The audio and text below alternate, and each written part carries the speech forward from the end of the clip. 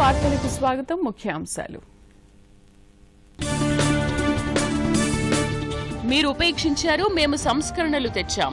రాజ్యసభలో కాంగ్రెస్పై ప్రధాని నరేంద్ర మోదీ ఎదురుదాడి. సాగు సంస్కరణలను రైతాంగానికి ప్రభుత్వం వివరిస్తుంటే విపక్షాలు నిరసనలపై మాత్రమే దృష్టి పెడుతున్నాయని ప్రధాని విమర్శ. ఇకపై ఆర్థికంగా వెనుకబడిన వర్గాలకు 10% రిజర్వేషన్లు ఉత్తర్వులు జారీ చేసిన రాష్ట్ర ప్రభుత్వం. కోవిడ్ టీకా వేసుకున్న Hyderabad commissioner of police Anjani Kumar vaccine పై అపోహలు వదిలి అందరూ టీకా తీసుకోవాలని హితవు. వరద పరిస్థితిపై ఉత్తరాఖండ్ ఎంపీలతో ప్రధాని మోదీ సమీక్ష. కేంద్ర హోంమంత్రి అమిత్ షా, బీజేపీ అధ్యక్షుడు జేపీ నడ్డా హాజరు. కరోనా వ్యాప్తి పట్ల ప్రజలు అప్రమత్తంగా ఉండాలి. విధిగా మాస్కును ధరించడం, ఇతరులతో మాట్లాడేటప్పుడు కనీసం 6 అడుగుల భౌతిక దూరాన్ని పాటించాలి. తరచూ చేతులను శుభ్రంగా కడుక్కోవడం, వైద్యులు సూచించిన విధంగా ముందస్తు జాగ్రత్త చర్యలు పాటించడం ద్వారా కరోనాను నిరోధించవచ్చు. చిన్న సన్నకారు రైతుల సంక్షేమం కోసమే కేంద్ర ప్రభుత్వం నూతన వ్యవసాయ చట్టాలను తీసుకొచ్చిందని ప్రధానమంత్రి నరేంద్ర మోదీ స్పష్టం చేశారు. రాజ్యసభలో రాష్ట్రపతి ప్రసంగానికి ధన్యవాదాలు తెలిపే తీర్మానంపై జరిగిన చర్చకు ప్రధాని సమాధానమిచ్చారు. వ్యవసాయ సంస్కరణలపై కాంగ్రెస్ పార్టీ యూటర్న్ తీసుకుందని ప్రధాని ఆరోపించారు. సాగు చట్టాల్లో సంస్కరణలు తీసుకురావాలని మాజీ ప్రధాని మన్మోహన్ సింగ్ చెప్పారని, దానినే తమ ప్రభుత్వం అమలు చేస్తోందని చెప్పారు. చిన్న సన్నకారు రైతుల సంక్షేమాన్ని దృష్టిలో పెట్టుకుని కేంద్ర ప్రభుత్వం పీఎం కిసాన్ సమ్మాన్ నిధిని ఏర్పాటు చేసి ₹1,00,00,000 కోట్ల పైగా నేరుగా రైతుల ఖాతాల్లో జమ చేసిందన్నారు. చిన్న రైతుల సంక్షేమం కోసం ఫసల్ బీమా పథకాన్ని అమలు చేస్తున్నామని తెలిపారు. వ్యవసాయ చట్టాల్లో ఏమైనా మార్పులు అవసరమైతే ప్రతిపక్షాలు సూచించవచ్చని ప్రధాని అన్నారు. అందరము సమైక్యంగా రైతుల సంక్షేమం కోసం కృషి చేద్దామని పిలుపునిచ్చారు. In the 1930s, which prevent our farmers from selling their produce where they get the highest rate of return. It is our intention to remove all those handicaps which come in the way of India realizing its vast potential as one large common market. ये आदरणीय मनमोहन सिंह जी का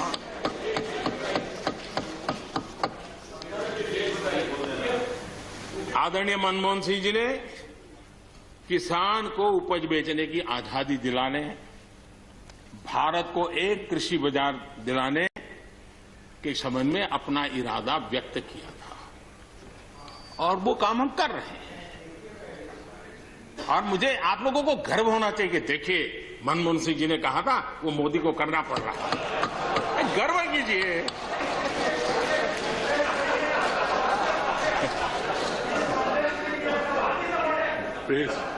please. और मजा ये है कि जो लोग पॉलिटिकल बयानबाजी करते हैं उछल करके, उनके राज्यों में भी जब उनको मौका मिला है, इसी में से आधा अधूरा कुछ न कुछ किया ही किया है. हर किसी ने, यहां जो विरोध में दल है उनकी भी जहां सरकारें हैं वहां आधा अधूरा कुछ न कुछ तो किया ही है, क्योंकि उनको भी मालूम है रास्ते का रास्ता तो यही है. और मैंने देखा इस चर्चा में लॉ का जो स्पिरिट है उस पर किसी की चर्चा नहीं हुई है. शिकायत दिया गया तरीका ठीक नहीं था, जल्दी कर दिया, इसको नहीं पूछा, ये रहता है. वो तो परिवार में शादी होती है तो भी फूफी नाराज होकर के कहती है मुझे कहां बुलाया. वो तो रहता है. इतना बड़ा परिवार है तो रहता ही है. నూతన వ్యవసాయ చట్టాలు అమల్లోకి వచ్చిన తర్వాత కూడా రైతులు పండించిన పంటలకు కనీస మద్దతు ధర చెల్లించడం జరుగుతుందని ప్రధాని నరేంద్ర మోదీ హామీ ఇచ్చారు. అదేవిధంగా ఆయా రాష్ట్రాల్లో వ్యవసాయ మార్కెట్ యార్డులు కొనసాగుతాయని తెలిపారు. రాజ్యసభలో ప్రధాని ప్రసంగిస్తూ కనీస మద్దతు ధర గతంలో చెల్లించాం, ఇప్పుడు చెల్లిస్తున్నాం, భవిష్యత్తులో కూడా చెల్లిస్తామని పేర్కొన్నారు. సంస్కరణల మూలంగా రైతులు తమ ఉత్పత్తులను మార్కెట్ యార్డులతో పాటు దేశంలో ఎక్కడైనా తమ పంటలను విక్రయించుకునే అవకాశం కలుగుతుందని తెలిపారు. వ్యవసాయ చట్టాలపై దుష్ప్రచారం తగదన్నారు. కోవిడ్ సంక్షోభాన్ని ప్రజలందరి సహకారంతో గట్టెక్కామన్నారు. ఆత్మ నిర్భర్ భారత్ దిశగా ముందడుగు వేద్దామని పిలుపునిచ్చారు.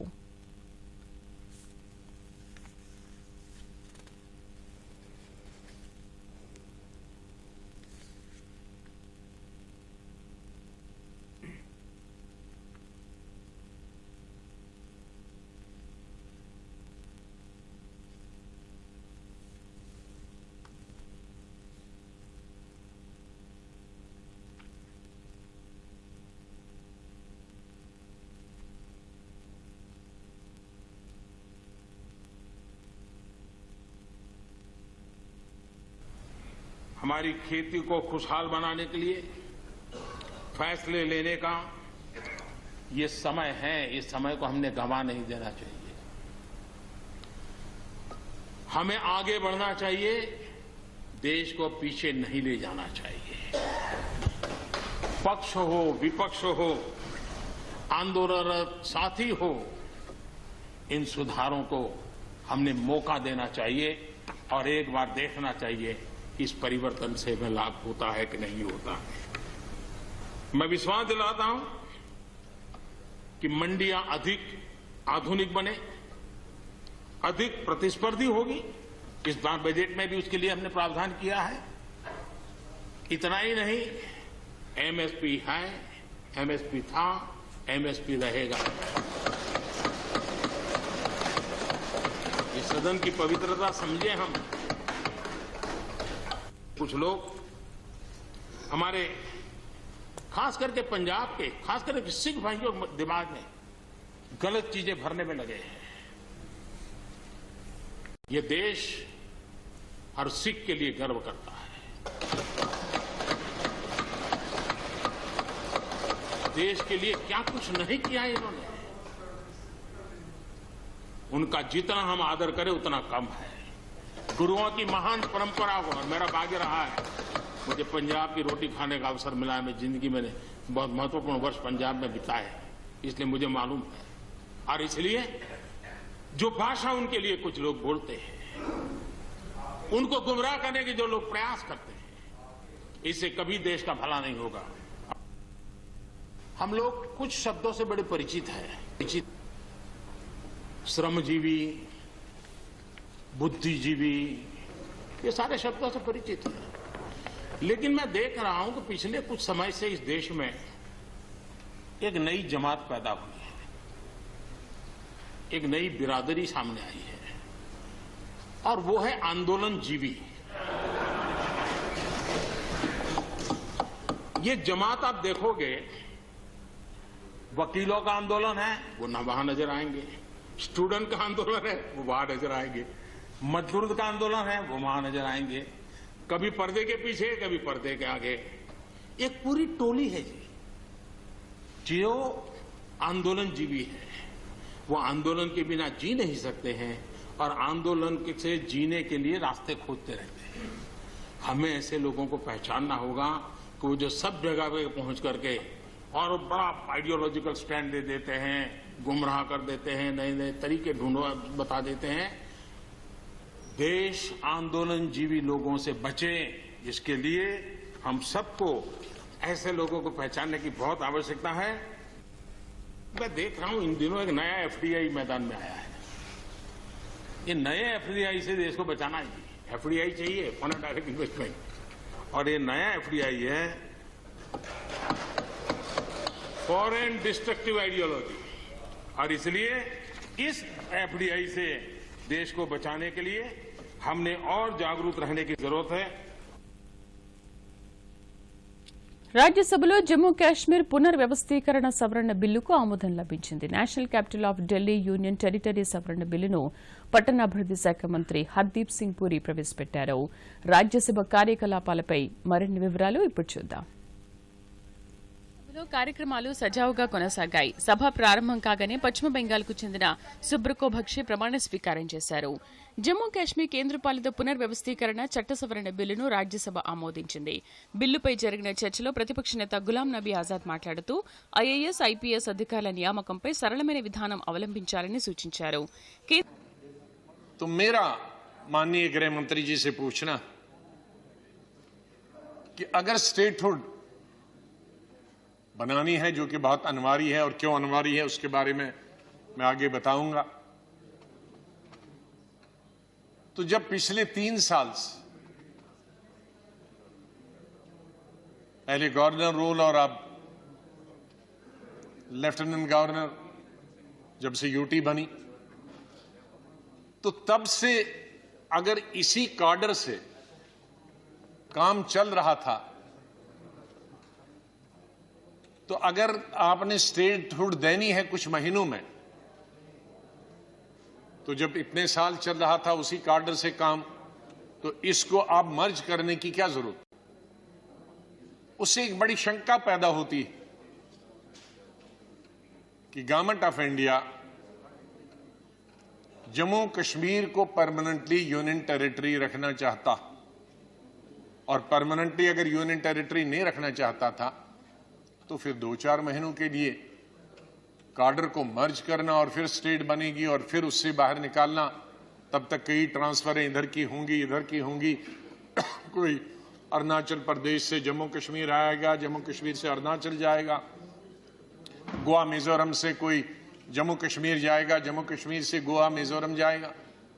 तो फिर कुछ महीनों के लिए इतना परिवर्तन करने की क्या जरूरत? కేంద్ర హోంశాఖ సహాయ మంత్రి కిషన్ రెడ్డి చర్చకు సమాధానమిస్తూ ఈ బిల్లు కారణంగా జమ్మూ కాశ్మీర్లో ముఖ్య పాలనాధికారుల సంఖ్య పెరుగుతుందన్నారు. ఫలితంగా పాలన మరింత సమర్థవంతంగా జరుగుతుందని ఆశాభావం వ్యక్తం చేశారు. 2 स्टेट्स यूनिटीज बनने के बाद जम्मू कश्मीर जो विकास होना था वो नहीं हुआ, ऐसा कुछ लोग बताए थे. आदरणीय गुलाम नबी आजाद साहब भी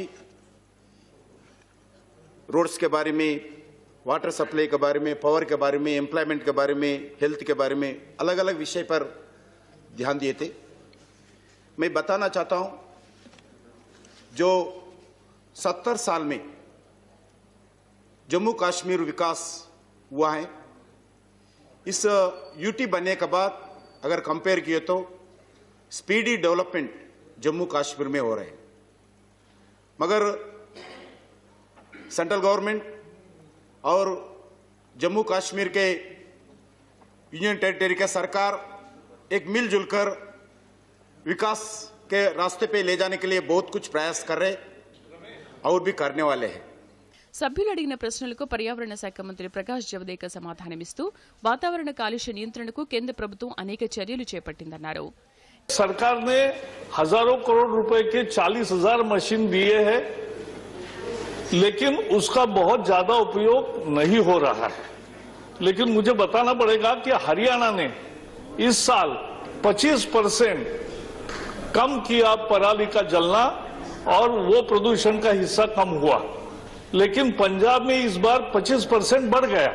కేంద్ర పట్టణాభివృద్ధి శాఖ మంత్రి హర్దీప్ సింగ్ పురి సభలో national capital of Delhi territory సవరణ బిల్లును ప్రతిపాదించారు. Bureau report, Doordarshan news. Lok Sabha ప్రారంభమైన వెంటనే ప్రతిపక్ష సభ్యులు సాగు చట్టాలకు వ్యతిరేకంగా ఆందోళన చేపట్టడంతో స్పీకర్ ఓం బిర్లా సభను 5 గంటల వరకు వాయిదా వేశారు. సభ తిరిగి సమావేశమైన తర్వాత కార్యకలాపాలు యథావిధిగా కొనసాగాయి. ప్రధాని నరేంద్ర మోదీ సభకు హాజరయ్యారు. సభ్యులు వివిధ అంశాలను లేవనెత్తారు. మంత్రులు ఆయా అంశాలపై వివరణ ఇచ్చారు. तो मैं देखता हूं उनकी दिल की भी यह चाहत यह होती है कि हेल्दी डेमोक्रेसी में ट्रेडिशंस नहीं टूटने चाहिए. इंस्टीट्यूशंस यानी जो संस्थाएं होती हैं, उन संस्थाओं की भी अवमानना किसी भी सूरत में नहीं होनी चाहिए. अध्यक्ष महोदय, आप भी इंस्टीट्यूशन है, राष्ट्रपति महोदय भी इंस्टीट्यूशन है, बहुत सारे ऐसे उपराष्ट्रपति महोदय भी इंस्टीट्यूशन है. ये इंडिविजुअल नहीं है, ये व्यक्ति नहीं है, बल्कि ये संस्था है. और इस संस्था की गरिमा को बनाए रखना ये हम सभी सदस्यों की जिम्मेदारी बनती है. आज इसीलिए मैं यहां पर खड़ा हूं, हम अध्यक्ष महोदय, क्योंकि राज्यसभा ने चर्चा करके राष्ट्रपति महोदय के धन्यवाद प्रस्ताव पर, उनके अभिभाषण के धन्यवाद प्रस्ताव पर चर्चा करके एक आभार ज्ञापित कर दिया है. हम क्यों पीछे रहे? मैं हाथ जोड़कर सबसे निवेदन करना चाहता हूं, बहुत ही विनम्रतापूर्वक और तहे दिल, इस ट्रेडिशन को हम किसी भी सूरत में टूटने न दें. अध्यक्ष महोदय, मैं ये अपील करना चाहता हूं, न टूटने. కరోనా టీకా తీసుకున్న తర్వాత కూడా ప్రజలందరూ అప్రమత్తంగా ఉండాలని కేంద్ర ఆరోగ్య శాఖ మంత్రి హర్షవర్ధన్ సూచించారు. అతిపెద్ద వ్యాక్సిన్ పంపిణీ కార్యక్రమం దేశంలో జరుగుతోందని హర్షవర్ధన్ వెల్లడించారు. మాస్కులు ధరించడం, భౌతిక దూరాన్ని పాటించడం వంటి నిబంధనల్ని ఖచ్చితంగా పాటించాలన్నారు. వ్యాక్సిన్ తీసుకున్నామన్న విశ్వాసంతో కరోనా నిబంధనల్ని నిర్లక్ష్యం చేయకూడదని సూచించారు. కరోనా అవగాహన కార్యక్రమాల్లో పాల్గొనడం చాలా సంతోషంగా ఉందన్నారు. దేశవ్యాప్తంగా ఇప్పటివరకు 58 లక్షల మంది ఆరోగ్య సిబ్బందికి వ్యాక్సిన్ ఇచ్చామని కేంద్ర మంత్రి హర్షవర్ధన్ తెలిపారు. వ్యాక్సిన్పై వచ్చే వదంతులను ప్రజలు నమ్మొద్దని కోరారు. వైరస్ రికవరీ రేటు 97.20గా ఉందని చెప్పారు. దేశంలో ప్రస్తుతం క్రియాశీల కేసులు 148,000 ఉన్నాయని తెలిపారు. మాస్కులు, పీపీఈ కిట్లు దిగుమతి చేసుకునే పరిస్థితి నుంచి వాటిని సొంతంగా తయారు చేసుకునే ఎగుమతి చేసే స్థాయికి భారత్ చేరిందన్నారు. నిరుపేదల ఆకలి తీర్చేందుకు గవర్నర్ తమిళిసై సౌందరరాజన్ రాజ్భవన్లో అన్నదాన కార్యక్రమానికి శ్రీకారం చుట్టారు. రాజ్భవన్ అన్నం పేరుతో రోజుకు 3 పూటల పోషకాహారాన్ని అందజేస్తారు. ఉదయం టిఫిన్, మధ్యాహ్నం, రాత్రి భోజనానికి నామమాత్ర ధరకు అందజేస్తున్నారు. గవర్నర్గా బాధ్యతలు చేపట్టి ఏడాది పూర్తి చేసుకున్న సందర్భంగా గవర్నర్ ఈ కార్యక్రమాన్ని ప్రారంభించారు.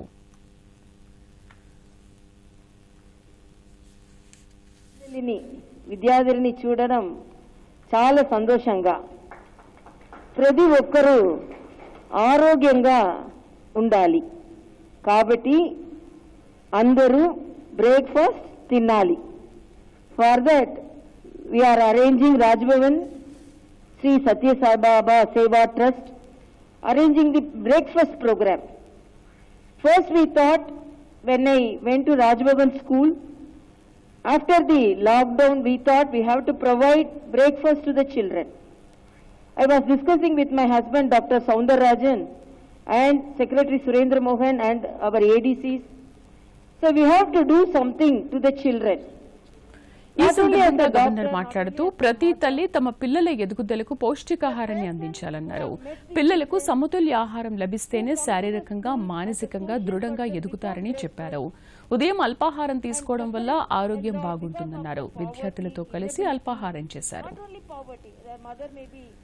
రాజన్న సిరిసిల్ల జిల్లాలో పలు అభివృద్ది కార్యక్రమాలను మున్సిపల్ ఐటీ శాఖ మంత్రి కేటీఆర్ ప్రారంభించారు. గంభీరావుపేట మండల కేంద్రంలో 2,25,00,000 రూపాయలతో నిర్మించిన ప్రభుత్వ డిగ్రీ కాలేజీ భవనాన్ని ప్రారంభించారు.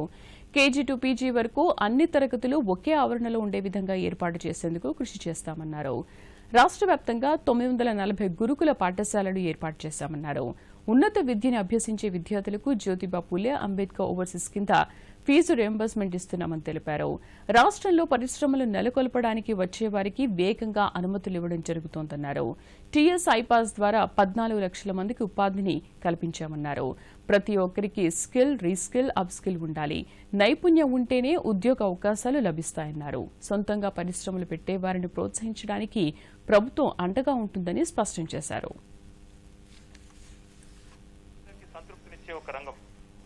ఆ రంగంలో జరుగుతున్న పురోగతి మనందరికీ కూడా కడుపు నిండా సంతృప్తినిచ్చే రంగం, అది వ్యవసాయం. 6.5-7 ఏళ్ల కిందట తెలంగాణలో కరెంటుకు ఎంత ఇబ్బంది ఉండనో నాకంటే బాగా మీకే తెలుసు. ఆనాడు ఎప్పుడు వస్తుందో తెలియదు కరెంటు. ఆనాడు ఇప్పుడు ఉన్న ప్రభుత్వం 7 ఏళ్ల కిందట బుధవారం కె చంద్రశేఖరరావు బుధవారం నాడు నల్గొండ జిల్లా నాగార్జునసాగర్ నియోజకవర్గంలో పర్యటిస్తారు. హాలియాలో జరిగే బహిరంగ సభలో ముఖ్యమంత్రి ప్రసంగిస్తారు. శాసనమండలి చైర్మన్ గుత్తా సుఖేందర్ రెడ్డి హాలియాలో బహిరంగ సభ జరిగే ప్రాంతాన్ని పరిశీలిస్తారు. అనంతరం మీడియాతో మాట్లాడుతూ ముఖ్యమంత్రి సభను విజయవంతం చేయాలని పిలుపునిచ్చారు. నల్గొండ జిల్లాలో పంట పొలాలన్నింటికీ సాగునీరు అందించడానికి కొత్తగా ఎత్తిపోతల పథకాలు చేపట్టాలని ముఖ్యమంత్రి కేసీఆర్ తీసుకున్న నిర్ణయానికి కృతజ్ఞతలు తెలిపారు. కాళేశ్వరం నుంచి వచ్చే ఆయకట్టు భూను ఏవైతే టేలాండ్ ఎత్తు ప్రాంతాలు ఉన్నాయో, ప్రధానంగా మిర్యాలగూడలో బాలంపల్లి, కేశవాపూర్, వాడపల్లి, హుజూర్నగర్లో Mutyala branch canal, Janpadu, Kodad R9, Devarakonda నియోజకవర్గంలోని కంబాలపల్లి, వైజాగ్ కాలనీ, పోగిల్ల, పెద్దగట్టు, అంగడిపేట, నాగార్జునసాగర్లోని నెల్లికల్లు, కుంకుడుజెట్ తండా మరియు గుర్రంపూడిలోని పాల్వాయి ఇతర గ్రామాలు. వీటికి సంబంధించి దాదాపు 55,000 ఎకరాలు సాగులో తేవడానికి దాదాపు 3,000 కోట్లతోనే వివిధ లిఫ్ట్ ఇరిగేషన్ ప్రాజెక్టులను మంజూరు చేసినటువంటి ఘనత గౌరవ ముఖ్యమంత్రి కేసీఆర్ గారికి దక్కుతుందనేటువంటి విషయాన్ని ఈ సందర్భంగా నేను మనవి చేస్తాను. చాలా కాలం ఆర్థికంగా వెనుకబడిన వర్గాలకు రిజర్వేషన్ల అమలుపై రాష్ట్ర ప్రభుత్వం ఉత్తర్వులు జారీ చేసింది. ప్రస్తుతం ఉన్న 50% రిజర్వేషన్లకు అదనంగా విద్య, ఉద్యోగ అవకాశాల్లో 10% రిజర్వేషన్లు అమలు చేయాలని సీఎం కేసీఆర్ నిర్ణయించారు.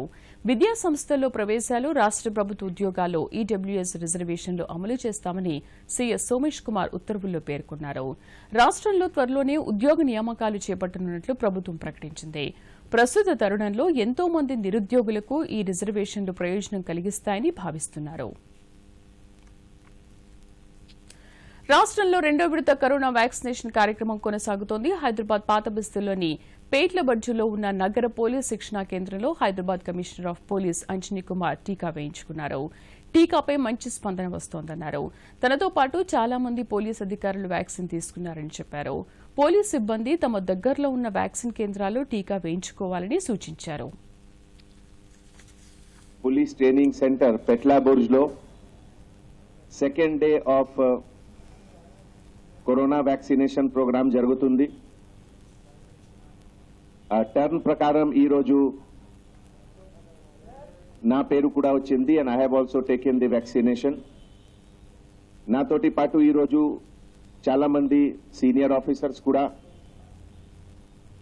Lot of inspector officers, ACP officers, additional DCP officers, DCP officers, joint CP officers, they all have taken the vaccination. Total 30,000 police officer registration low, almost 25-30% ki already vaccination jargindi. Ee roju response chala manchiga undi. Prati center lo police officers morning 9:30 నుంచి వస్తున్నారు. నేను అందరు police officers కి request చేస్తున్నాము, మీరు తప్పకుండా designated సెంటర్లో రండి and get your self vaccinated. మన హైదరాబాద్ సిటీలో రైట్ ఫ్రమ్ బిగినింగ్ ఈ కరోనా టైంలో 2020 ఫిబ్రవరి మార్చ్ తరఫు నుంచి ఇప్పటి వరకు ప్రతి స్టేజ్లో మన health department they are like the saviors of society. నేను ఎంటైర్ సిటీ పోలీస్ తరఫు నుంచి ప్రతి డాక్టర్స్ కి, హెల్త్ వర్కర్స్ కి అందరికీ థ్యాంక్స్ చెప్తున్నాము. యాసంగి పంటల కోసం సింగూరు ప్రాజెక్టు నుంచి అధికారులు నీటిని విడుదల చేశారు. మెదక్ జిల్లాలోని ఘన్పూర్ ప్రాజెక్టులోకి పుల్కల మండలంలోని సింగూరు ప్రాజెక్టు నుంచి 0.25 టీఎంసీల నీటిని అధికారులు విడుదల చేశారు. ఘనపురం ప్రాజెక్టు కింద 49 గ్రామాల్లో 25,000 ఎకరాల్లో యాసంగి వరి సాగు చేశారు. ఘనపూర్ ప్రాజెక్టు సామర్థ్యం 0.135 టీఎంసీలు. సింగూరు నుంచి 4 టీఎంసీల నీటిని 11 విడతల్లో ఘనపురం ఆయకట్టుకు విడుదల చేయనున్నారు. నీటి విడుదల నేపథ్యంలో మంజీరా పరివాహక ప్రాంతాల రైతులు, ప్రజలు అప్రమత్తంగా ఉండాలని అధికారులు సూచించారు. హిమాలయన్ గ్లేసియర్స్ కరుగుతున్న కారణంగా ఉత్తరాఖండ్లో తలెత్తిన వరద పరిస్థితిపై ప్రధానమంత్రి నరేంద్ర మోదీ ఆ రాష్ట్రానికి చెందిన ఎంపీలతో సమీక్ష నిర్వహించారు. పార్లమెంటు భవనంలోని ప్రధాని కార్యాలయంలో జరిగిన ఈ సమీక్షకు ఉత్తరాఖండ్కు చెందిన బీజేపీ ఎంపీలు, హోంమంత్రి అమిత్ షా, పార్టీ అధ్యక్షుడు జేపీ నడ్డా హాజరయ్యారు. ఉత్తరాఖండ్లో కొనసాగుతున్న వరద సహాయక చర్యలను ఎంపీలు ప్రధానికి వివరించారు. సహాయక చర్యలను వేగవంతం చేయాలని, దెబ్బతిన్న రహదారులను నిర్మించాలని ప్రధాని సూచించారు. ప్రకృతి వైపరీత్యాలపై అప్రమత్తంగా ఉండాలన్నారు.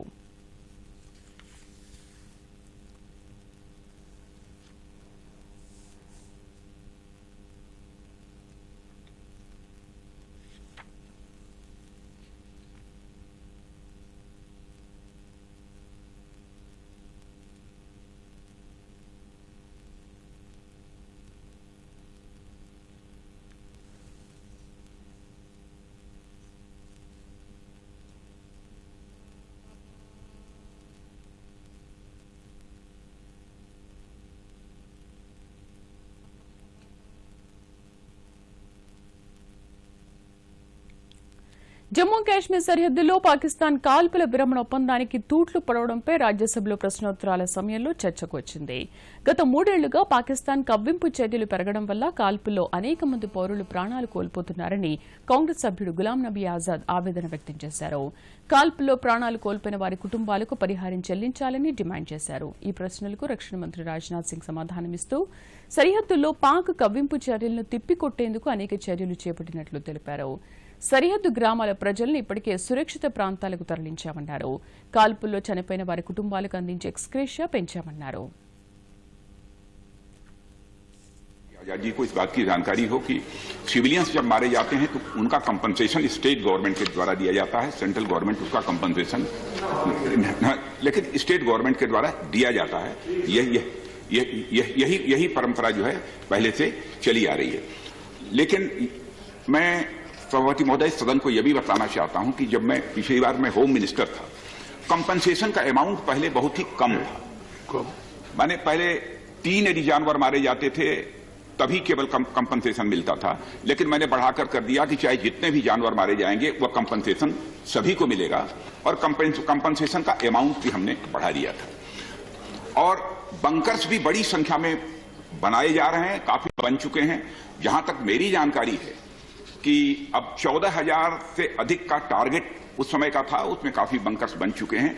और जब सीज फायर वायलेशन होता है और सिविलियंस के ऊपर यदि किसी प्रकार का ये लगता है कि उससे इनके ऊपर हमला होगा अथवा ये घायल होंगे, तो उन सिविलियंस को निकालकर दूर ले जाते हैं। उसके लिए पहले से कुछ निर्धारित स्थान होते हैं, तो यह व्यवस्था चली आ रही है पहले से।